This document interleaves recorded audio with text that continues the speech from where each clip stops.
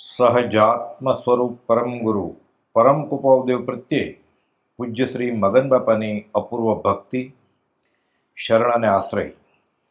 લગભગ બે દાયકાના સમાગમ દરમિયાન પરમ કૃપાદેવ કોણ પુરુષ એ ફરી સત્સંગ વાચનમાં ઠામ જણાવતા અને ઉછળી પરમ કૃપાદેવના ગુણગ્રામ ગાતા, કહેતા, આ ભક્તિથી તો અમને કેલરી મળે છે અને તે ભક્તિથી જ જીવાય છે, શેર લોહી ચડે છે. બોધમાં વારંવાર કહેતા કે પરમ કૃપાળુને ભગવાન કરતા ઓછા આંક્યા તે તેઓની આશાત ન કરવા બરાબર છે. તેઓથી શાસ્ત્રની કઈ વાત અજાણી હોય, મા પાસે મોસાળની વાત કરાય એ તો બાળક બુદ્ધિ. પરમ કૃપાળુદેવ તો ક્ષિતિજ છે. ક્ષિતિજ જેમ નજીક જઈએ તેમ દૂર થતી જાય, ઓળખાય નહીં, અંબાય નહીં. પરમ કૃપાળુદેવ સત્પુરુષ છે, સત્પુરુષ મનાય છે.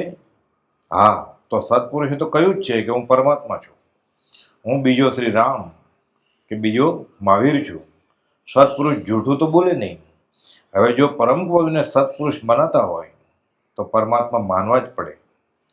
પરમ કૃપાળુને સત્પુરુષ માનવા અને પરમાત્મા ન માનવા એ તો વિરોધાભાસી વર્તન થયું.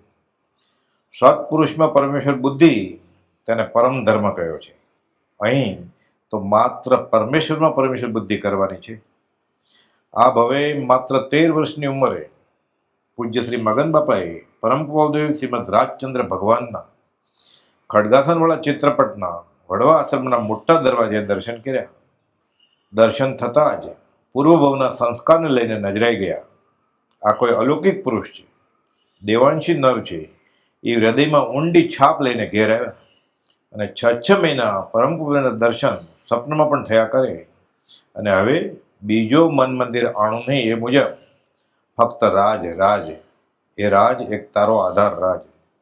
હવે એનું સપને જો દર્શન પામે રે, તેનું મન ન ચડે બીજે ભામે રે. મન બીજે ભામે ભમતું બંધ થયું એવું થયું. પૂજ્ય શ્રી મગન બાપા 19મે વર્ષે પૂજ્ય પ્રભુશ્રીજી અને પૂજ્ય બ્રહ્મચારીજી પાસેથી સ્મરણ મંત્ર, સહજાત્મ સ્વરૂપ પરમ ગુરુ મંત્ર, આજ્ઞા ભક્તિ અને 7 વ્યસનનો ત્યાગ, રાત્રિ ભોજનનો ત્યાગ, 7 અભક્ષનો ત્યાગ, આ સાથે આજીવન બ્રહ્મચર્યની આજ્ઞા પામ્યા. 100 વર્ષ અને 7 દિવસના આ રહસ્યમય પ્રેરણાદાયક જીવનના આયુષ્યની છેલ્લી પળ સુધી આ આજ્ઞા સાંગોપાંગ પાળી 19મા વર્ષથી આયુષ્ય શતકના છેલ્લા દિવસ સમય પર્યંત પરમ કૃપાળુદેવ શ્રીમદ રાજચંદ્ર ભગવાને પ્રરૂપેલ વિતરાગના મૂળ માર્ગને આત્મસાત કરી, અનુભવી, તેની ભક્તિનો લાવો પોતે લૂંટી અન્ય સેંકડો મુમુક્ષુને લૂંટાવનાર પૂજ્ય શ્રી મગન બાપાની અજોડ આશ્રય ભક્તિ અને અવિચળ શ્રદ્ધા આશ્ચર્યકારક અને બોધદાયક છે. અમે ગુરુ થતા નથી, ગુરુ બતાવીએ છીએ. અમારા ગુરુ એ તમારા ગુરુ. એક ઉપર આવો.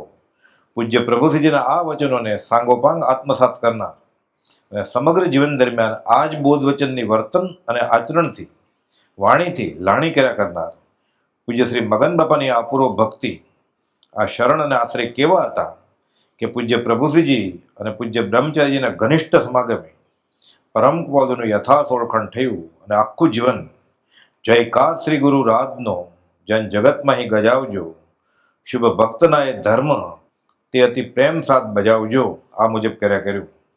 આગામી દિવસો દરમિયાન આ સાથે મૂકેલ સત્સંગ વાંચનની લિંકમાં પરમ કૃપાળુના ગુણગ્રામ તેઓના જ મુખે સાંભળીએ, શ્રદ્ધાની, ભક્તિની અભિવૃદ્ધિ કરીએ. સત્પુરુષનું યોગ બળ, જગતનું કલ્યાણ કરો. સહજાત્મ સ્વરૂપ પરમ ગુરુ.